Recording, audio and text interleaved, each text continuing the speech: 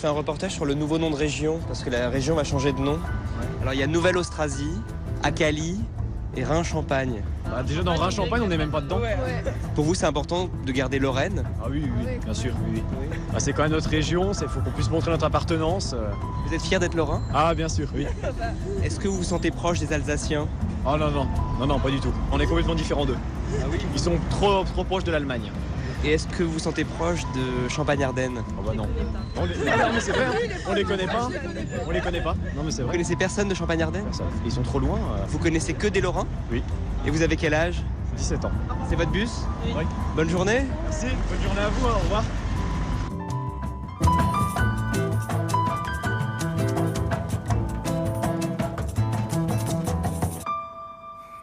Dans l'actualité des idées aujourd'hui, les petites patries font-elles les grandes nations? On en parle avec notre invité, l'historien Olivier Grenouillot, spécialiste de l'histoire de l'esclavage, professeur à l'Université de Bretagne Sud et à Sciences Po Paris. Il publie aujourd'hui Nos petites patries, identité régionale et État central en France, des origines à nos jours chez Gallimard. Un essai qui traite de l'histoire des relations des régions à l'État en France, de l'époque gallo-romaine et médiévale à nos jours, en mobilisant le politique, l'économie, mais aussi les dimensions culturelles et esthétiques. Dans un pays où on a l'habitude de critiquer l'État, écrit-il, tout en lui demandant sans cesse de répondre à tous les problèmes, signe d'une relation quasi schizophrénique de fascination et de répulsion, la question de l'origine et de l'impact de la centralisation sur les territoires et les cultures est éminemment politique. Alors comment les sentiments d'appartenance se sont-ils constitués et les oppositions? On en parle avec vous, Olivier Grenouillot. Bonjour. Bonjour. Un mot tout d'abord de la méthode. Vous êtes un spécialiste de ce qu'on appelle l'histoire globale. Ici, c'est ce modèle que vous avez appliqué, mais au niveau infranational, pour comprendre comment ces liens se sont tissés entre les régions et l'État central. Oui, tout à fait. Alors, je dois préciser que je ne suis plus professeur d'université, mais haut fonctionnaire, mais néanmoins historien, et donc membre du centre Roland-Monnier à Sorbonne Université. Alors oui, c'est un livre d'histoire globale. C'est-à-dire que c'est une volonté d'aborder toutes les thématiques à l'œuvre dans un même sujet. Ici, pour parler des petites patries, il y avait de l'histoire, bien sûr, mais de la géographie, des sciences politiques, de la littérature, bref... regrouper toutes les thématiques d'un même sujet et surtout essayer de les articuler. Et l'autre originalité, c'est le temps long. Depuis l'Antiquité, depuis les pagis gallo-romains et surtout depuis les temps médiévaux jusqu'à aujourd'hui. Et c'est ce temps long et cette approche globale qui permet parfois, je dirais, d'arriver à des surprises, de montrer que la rupture de la Révolution est importante, mais n'est pas seule, qu'il y a des continuités parfois entre la fin du XVIIIe siècle et aujourd'hui. La régionalisation économique, le régionalisme fonctionnel, par exemple, apparaît dès la seconde moitié du XVIIIe siècle, sous d'autres appellations, évidemment. Et toujours sur ce terrain-là, vous en feriez bien une discipline de cette histoire régionale. On enseigne peut-être trop l'histoire nationale sans aller suffisamment sur cette histoire régionale. Alors, je ne sais pas s'il faudrait créer une discipline. En tout cas, ce qui m'a un peu irrité, c'est que finalement, cette histoire a été longtemps esquivée. Pour des raisons, je dirais, un petit peu matérielles. Encore une fois, c'est une histoire globale qui regroupe des thématiques différentes. Et donc, elle a été abordée, je dirais, de manière parcellaire, à travers la littérature ici, à travers l'économie là, à travers l'administration ailleurs, sans qu'il y ait forcément d'approche synthétique. Mais ni synthétique ni transversale. C'est-à-dire qu'on imagine que dans une université bretonne, où vous avez précédemment enseigné, on va peut-être apprendre l'histoire de la Bretagne, mais on ne va pas apprendre l'histoire des régions et dans leur rapport, de leur relation avec l'État central. Oui, alors c'est ce que je dis dans l'ouvrage, c'est que par exemple, si l'on écrit une histoire économique de la France, eh bien, on pourrait l'écrire à partir de l'histoire, des histoires économiques des différentes régions, puisque ce sont ces régions qui constituent la nation France. Et donc, il ne s'agit pas de créer des histoires régionales à côté de l'histoire de France, mais de voir comment ces différentes histoires se sont finalement rencontrées. Comment elles se sont rencontrées et comment elles ont pu s'imbriquer. Dans le débat ou les débats actuels, Olivier Grenouillot, à la fois celui du grand récit national, celui des identités régionales, jusqu'au mouvement des Gilets jaunes aujourd'hui, est-ce que vous entendez, vous, la résurgence de controverses passées ? Alors, À divers degrés, on voit parfois dans les reportages sur les gilets jaunes des drapeaux régionaux, régionalistes, mais on voit aussi beaucoup d'autres choses, des resurgences. Il y a ce fameux clivage entre les Jacobins et les Girondins, entre les centralisateurs et les décentralisateurs, qui est né, ou du moins qui s'est cristallisé à l'époque de la Révolution française, et que l'on réactualise finalement très fréquemment. De manière d'ailleurs parfois un peu caricaturale, et parce que ce clivage finalement conduit à esquiver des réalités beaucoup plus larges. Autre parallèle possible que l'on peut faire, parce que l'histoire ne se répète pas, mais autre parallèle possible, ces identités nationales aujourd'hui qui sont revigorées, on a affaire à un phénomène qui me rappelle un petit peu ce qui s'est passé il y a plus d'un siècle à l'échelle de la nation France. Deuxième moitié du 19e siècle, le chemin de fer et d'autres facteurs conduisent à ce que j'appelle la dérégionalisation de l'économie française.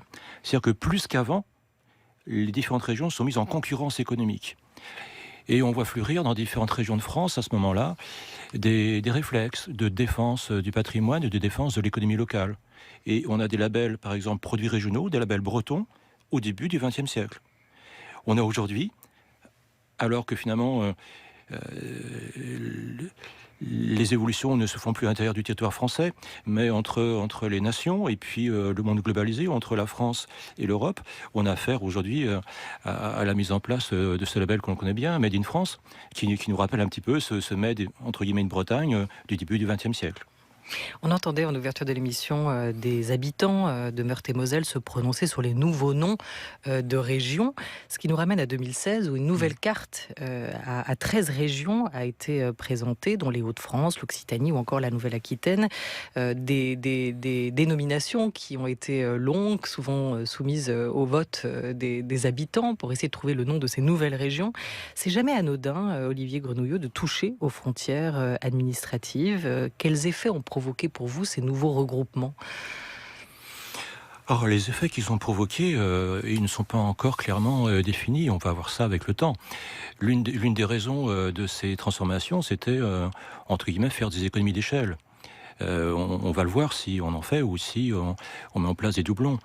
Moi, ce qui m'intéresse, encore une fois, du point de vue de l'historien, lorsqu'on compare les choses, c'est de voir que finalement, il y a eu des débats parlementaires à l'occasion de la refonte territoriale des nouvelles régions. Mais par rapport à la Révolution française et un contexte, encore une fois, révolutionnaire, très compliqué, etc., on peut dire que, alors que la situation était beaucoup plus difficile, en 1790, les débats ont été encore beaucoup plus larges. Les commissions qui ont décidé, par exemple, de l'attribution des chefs-lieux de département ont auditionné plus d'1 millier de personnes. Et donc le débat a été peut-être beaucoup plus important à l'époque de la Révolution, dans des conditions extrêmement difficiles que récemment. Là, c'est clairement une réforme qui a été imposée par le haut ou d'en haut. Et à ce titre-là, elle est souvent suspecte, ou elle est toujours suspecte. Alors, tout ce qui va du haut n'est pas forcément suspect, mais en tout cas, elle a été impulsée beaucoup plus largement du haut qu'à l'époque de la Révolution française, alors que l'on a l'impression qu'on a bâti les départements à partir d'un quadrillage géométrique, ce qui était le cas au départ. C'était, disons, le brouillon de travail. Mais ensuite, beaucoup de discussions ont contribué à affiner ce qui était au départ un quadrillage géométrique.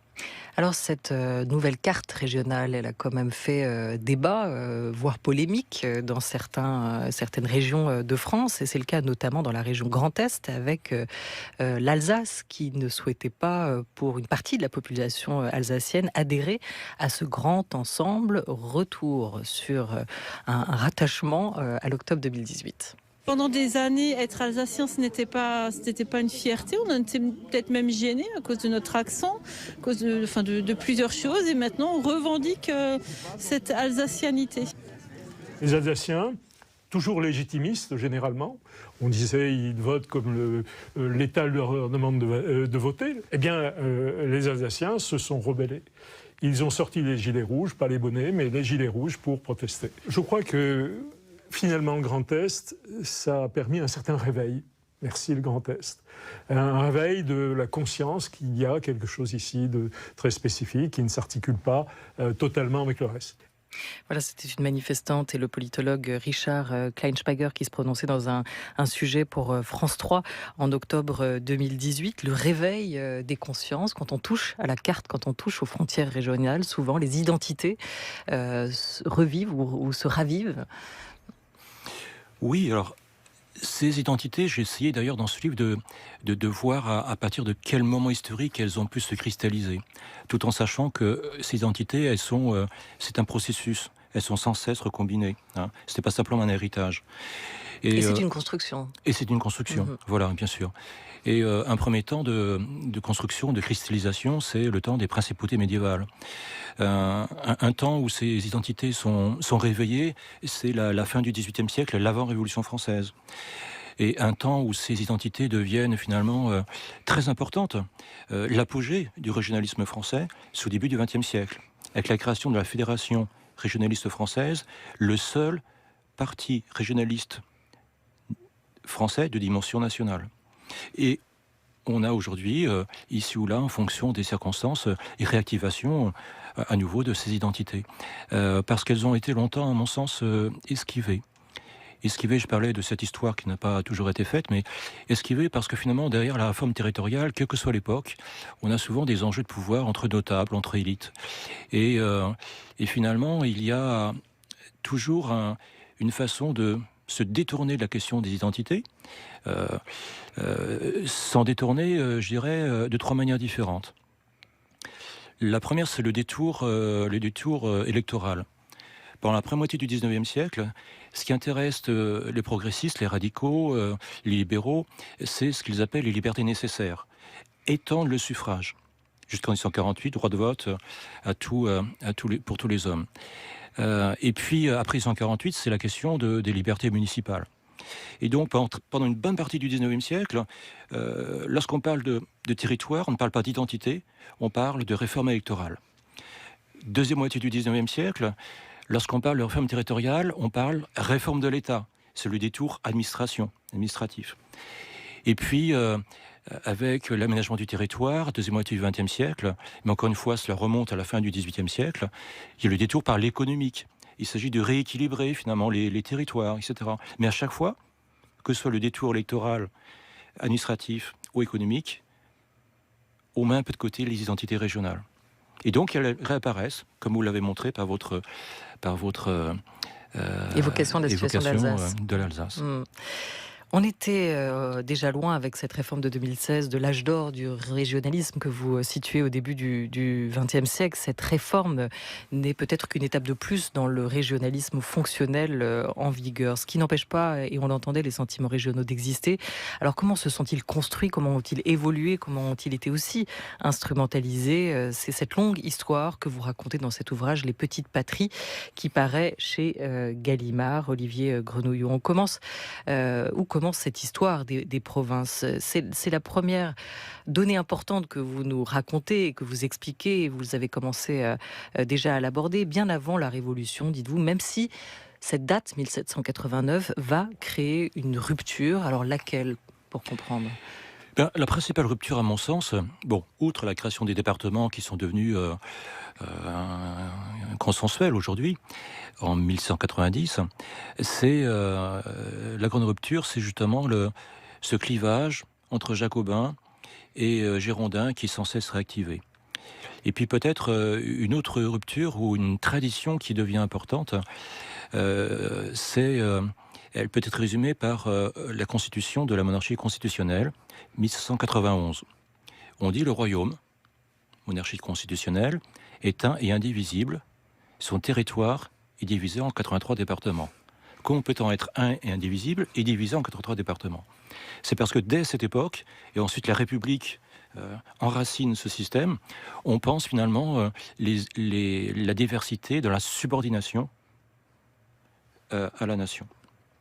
Et le mouvement régionaliste est perçu aussi dans toutes ces années-là comme l'ennemi de la République. En tout cas, si on en revient à la Révolution française, vous parliez de ce double discours, ces deux discours antagonistes, fondateurs qu'on retrouve encore aujourd'hui, effectivement, entre le discours jacobin qui s'oppose aux anciennes régions et le discours girondin qui est plus conservateur. Et voit aussi quand même dans les anciennes provinces la manifestation de traditions qui sont légitimes, de voix qui méritent d'être écoutées. Ces sentiments d'appartenance, ils apparaissent aussi avec la constitution des grandes principautés médiévales. Alors, je vais situer très large sur la frise chronologique entre le Xe et le XIVe siècle. Et c'est aussi le moment où naissent les clichés sur la province et les provinciaux. On a retrouvé dans l'INA un duel Paris-Province qui était orchestré à la télé en 1967. Vous allez voir, il peut y avoir des échos avec ce que vous avez pu constater quelques siècles auparavant. Je sais que je pourrais pas vivre, absolument pas vivre en province. Oui, là, tu as raison, parce qu'en fait, la province, elle n'existe que par rapport à Paris. Est-ce que la province, c'est ça pour vous? Ah oui, elle est sordide et moche à point, avec ses bistrots sales, ses faces... C'est d'une tristesse. Ils s'ennuient perpétuellement, ces gens-là. Ils n'ont pas de loisirs, ils ne sortent jamais de leur petite vie quotidienne. On ne peut pas vivre en province, on peut, à mon avis, y avoir vécu, c'est tout. À Paris, ce qui est effrayant, c'est ce bombardement permanent des nerfs, ces piétons qui débouchent à droite, ces voitures qui débouchent à gauche. Alors, on arrive à développer, mais sans même le vouloir, l'agressivité, l'égocentrisme forcené. À Paris, c'est la névrose de la réussite. C'est-à-dire, les gens sont vraiment intoxiqués par la réussite, ils veulent réussir à tout prix. La réussite en province repose sur l'homme et sa valeur. À ce moment-là, on n'a pas besoin de Paris, on n'a pas besoin de la province, on a besoin de l'homme à sa valeur. Là, on a dans les deux sens un condensé des clichés de la province sur Paris, de Paris sur la province. Pour vous, Olivier Grenouillot ? Oui, avec cette expression, ces gens-là, qui montrent ce fossé entre deux parties de la France. Alors, c'est vrai que finalement, ces identités régionales se construisent en même temps. Les processus sont parallèles, en même temps que se construit l'identité nationale. Et puis... si l'on veut remonter dans le temps, c'est peut-être grâce à l'usage des dictionnaires, parce qu'il répercute finalement les habitudes officielles. C'est à l'époque de Louis XIV qu'apparaît vraiment très nettement cette opposition entre un centre qui n'est pas Paris, qui est Versailles, qui est la société de cour, et puis des périphéries, la province générique, la province en général. Et on trouve dans les... et l'esprit de province. Et l'esprit de province. Là, j'ai une citation, c'est dans le dictionnaire de Trévoux, sur justement l'entrée provinciale. J'ouvre les guillemets, se dit souvent en mauvaise part, et signifie qui de province ou qui demeure dans la province. Un provincial, c'est un homme qui n'a pas l'air et les manières de la cour, qui n'est pas poli, qui ne sait pas vivre, qui n'a point vu le monde. Voilà. Et ensuite, ce type de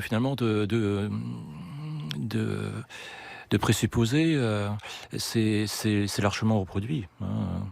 Il est encore parfois visible, malheureusement. Alors, vous allez raconter aussi comment, sous la Révolution, les provinces vont disparaître, mais le fait provincial, lui, va demeurer, avec un sentiment commun de frustration.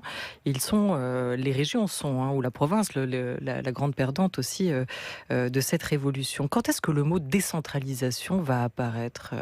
Et c'est ce que vous racontez, en fait, bien plus tôt qu'on aurait tendance à le croire. C'est pas un mot du XXe. Non, alors le mot décentralisation, je ne pourrais pas vous dire vraiment quand il apparaît.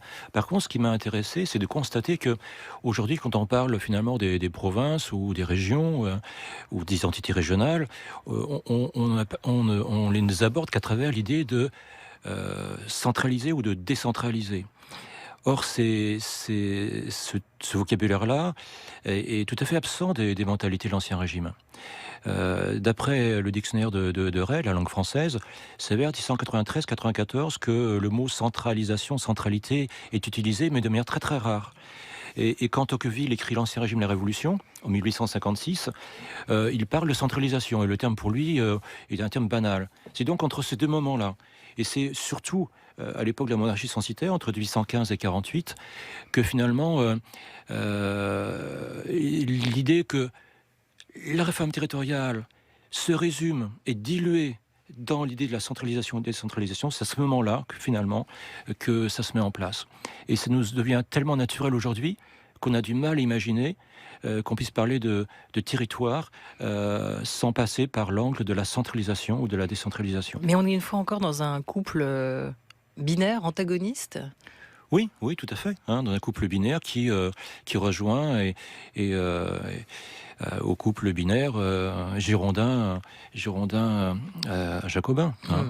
Tout en sachant que tous les jacobins n'étaient pas centralisateurs et tous les girondins n'étaient pas décentralisateurs et que ces mots-là n'avaient pas le même sens à la fin du XVIIIe siècle qu'aujourd'hui. Et à propos de mots qui apparaissent et de ceux qui disparaissent, quand a-t-on commencé à parler de région et pourquoi et plus de province ? Parce qu'aujourd'hui c'est tabou, on ne parle plus de la province. Oui, la province... on dit je vais en région. Cela fait archaïque, ça fait ancien régime, cela fait conservateur, passiste, rétrograde, etc. En fait, la province est une invention de la monarchie. C'est la deuxième moitié du XVe siècle. Le terme province, finalement, est utilisé dans le langage administratif de la monarchie. Et la province sert à remplacer, finalement, le vocabulaire des duchés et autres grands fiefs médiévaux. Et se superpose à cette carte des principautés médiévales. Et le terme de province est utilisé jusque, finalement, je dirais facilement la deuxième moitié du XIXe siècle. Mais petit à petit, le terme de région apparaît. Il est assez tardif. Sa diffusion large est assez tardive. C'est fin 19e et surtout début du 20e siècle. Alors, période que vous décrivez d'ailleurs comme l'âge-d'or du régionalisme. Tout à fait. Parce qu'il y a aussi l'émergence d'un régionalisme plutôt à caractère économique et le lien qui va se faire entre territoire et industrie, entre tradition et progrès aussi, ce qui va porter en tout cas les régions dans un nouvel élan. Oui, alors ce terme de région, Charles Brun, qui est à la tête de la Fédération régionaliste française, Charles Brun dit clairement en substance qu'il l'utilise parce que finalement c'est un terme un peu passe-partout, qui n'est pas trop connoté. Voilà. D'où sa fortune politique au début du XXe siècle. Ce terme a aussi à l'époque une autre légitimité. Elle est scientifique. La géographie française du début du XXe siècle, la première moitié du XXe siècle, est une géographie régionale. On parle d'abord de régions naturelles, on commence par les régions minéralogiques, naturelles, etc. Et donc, ce terme, politiquement, est plus neutre, et puis en même temps, il est fondé scientifiquement. D'où sa très large diffusion. Mais ça va tourner un peu vinaigre pour les régions au fil du XXe siècle dans leur rapport de force indirect avec l'État central. Vous parlez d'abord de l'assimilation du régionalisme, un conservatisme par une partie de la classe politique de gauche, par la radicalisation aussi des identités régionales, et puis par le mal que Vichy a pu faire aux régions, le discrédit que Vichy a pu leur apporter en instrumentalisant les provinces et les traditions à cette période-là, pendant la Seconde Guerre. Oui, alors c'est une histoire très, très complexe. Très complexe. Il faut d'abord dire que la Troisième République, et c'est le titre de cet ouvrage, Nos petites patries, a développé l'idée que l'amour des petites patries, c'est ce qu'on pensait, synonyme alors des régions, l'amour des petites patries devait nourrir l'amour de la grande nation. Et donc une sorte de synthèse qui permettait aux identités régionales et nationales de s'associer, d'être cumulées. Et puis, vous le dites clairement, c'est vrai, dans l'entre-deux-guerres, on assiste à une sorte de radicalisation de part et d'autre, du côté de quelques régionalistes, du côté des républicains, à partir du cartel des gauches et du Front populaire, radicalisation de part et d'autre, qui conduit parfois certains régionalistes à penser que ces identités ne peuvent plus être cumulées, elles ne peuvent plus être associées, elles sont forcément dissociées. On est avant tout breton ou français, il faut choisir. Corse ou français, il faut choisir. Et ce qui complique la donne, c'est que dans cet entre-deux-guerres, cette radicalisation qui s'opère sur fond de montée de l'extrême droite, des régimes fascisants, etc., ça ajoute aussi une folklorisation des identités régionales. Bécassine, la savante bretonne, le musée des arts et traditions populaires, c'est le Front populaire qui met en place cela. C'est Charles Brun et ce sont certains régionalistes qui pensent que la folklorisation est une voie qui peut permettre au régionalisme de se faire davantage entendre. Et c'est tout cela que récupère finalement le régime de Vichy. La folklorisation du monde rural, de la terre, et puis un plan de développement régional, puisque Vichy, Pétain, crée des régions. Mais dans ces va-et-vient des relations entre les régions et les identités régionales et l'État central, outre cette période très particulière, il y a eu d'autres moments dans cette histoire des relations où les identités régionales ont été portées au service du sentiment national. Oui. Oui. Encore une fois, c'est toute la période de la Troisième République, avec où l'on a dit que, par exemple, pour que les enfants, c'est dans le cas du livre fameux, Le Tour de France par 2 enfants, c'est en apprenant finalement des leçons de choses locales, en apprenant quelle est sa petite patrie, que l'on va aimer la grande nation. Oui. Jean-Louis Kermon va mettre en place cette notion du régionalisme fonctionnel pour qualifier le régionalisme d'après-guerre sous De Gaulle, et vous le racontez, définir au niveau régional un certain nombre de tâches principalement destinées à coordonner, voire à synchroniser les interventions de l'État. Voilà, là on a enlevé un peu d'affect, on va vers un régionalisme qui est beaucoup plus pratique. Le général de Gaulle et son rapport aux régions, ça c'est quand même aussi une page importante de l'histoire. On se souvient du général en 69 qui envisageait une nouvelle réforme des régions et qui l'a proposé aux Français, proposé de l'approuver par référendum. Retour sur discours. Il s'agit d'apporter à la structure de notre pays un changement très considérable. C'est beaucoup de faire renaître nos anciennes provinces, aménagées à la moderne sous la forme de régions, de leur donner les moyens nécessaires pour que chacune règle ses propres affaires tout en jouant son rôle à elle dans notre ensemble national, d'en faire des centres où l'initiative, l'activité, la vie s'épanouissent sur place. Françaises, Français, sachez que votre réponse dimanche va engager le destin de la France. Vive la République, vive la France. Voilà, le destin de la France est celui du général. Les Français vont dire non à ce référendum et le général de Gaulle va quitter le pouvoir. Là, c'est vraiment un refus de la proposition de réforme qui était du projet de réforme que le général de Gaulle portait, qui a été décidé par les Français à travers ce référendum, où c'était vraiment pour vous un rejet de la personne et puis de ses années de pouvoir. Les spécialistes de la période disent clairement que finalement la question posée a joué peu d'importance. C'était un oui ou un non à De Gaulle à l'époque. Voilà. Globalement, pour vous, qu'est-ce que De Gaulle a fait aux régions ? Alors, De Gaulle est à l'origine d'un processus de co-construction des régions. Mais ça commence avant et ça continue après De Gaulle, en fait. C'est sous la 4e République que se mettent en place des comités économiques régionaux. De Gaulle, finalement, leur permet de se développer davantage, met en place des codères.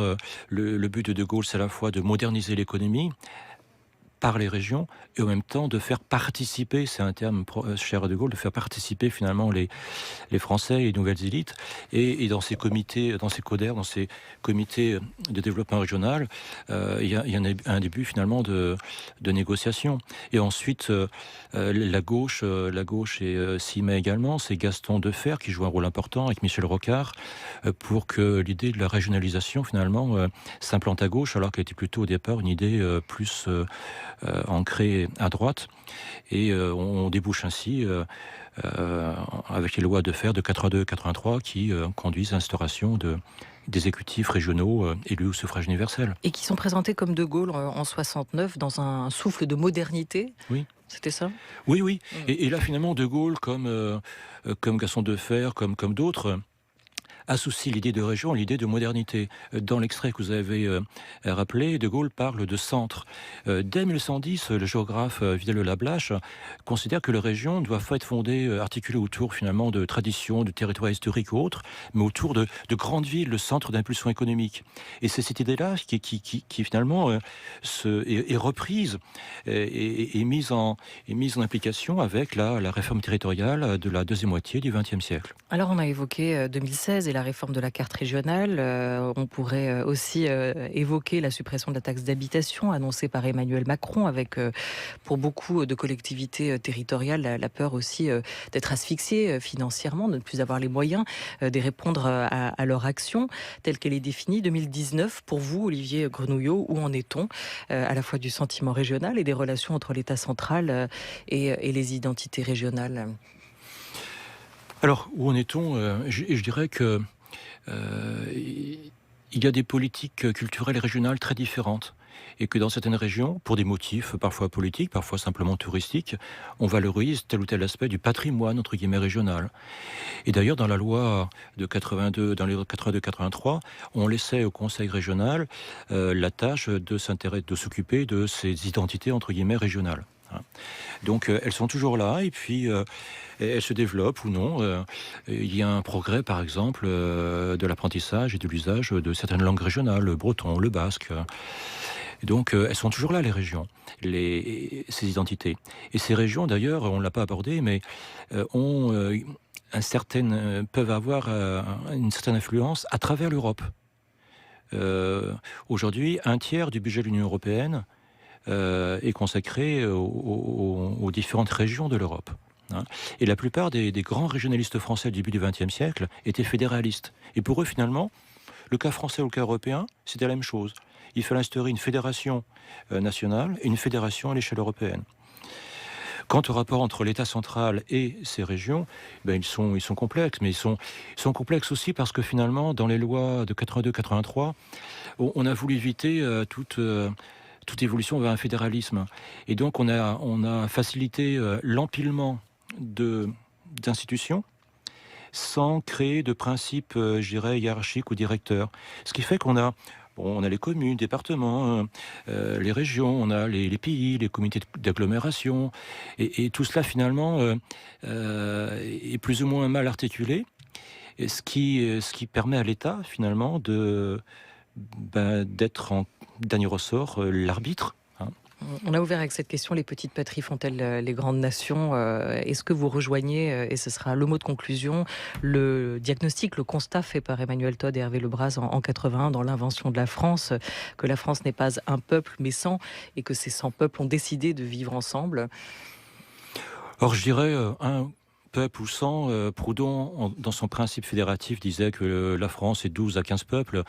En tout cas, ce qui est sûr, c'est que la France est belle parce qu'elle est diverse. Merci beaucoup à vous, Olivier Grenouillot. Nos petites patries, identité régionale et État central en France, des origines à nos jours. Votre nouvel ouvrage vient de paraître chez Gallimard. Un grand merci à toute l'équipe de La Grande Table.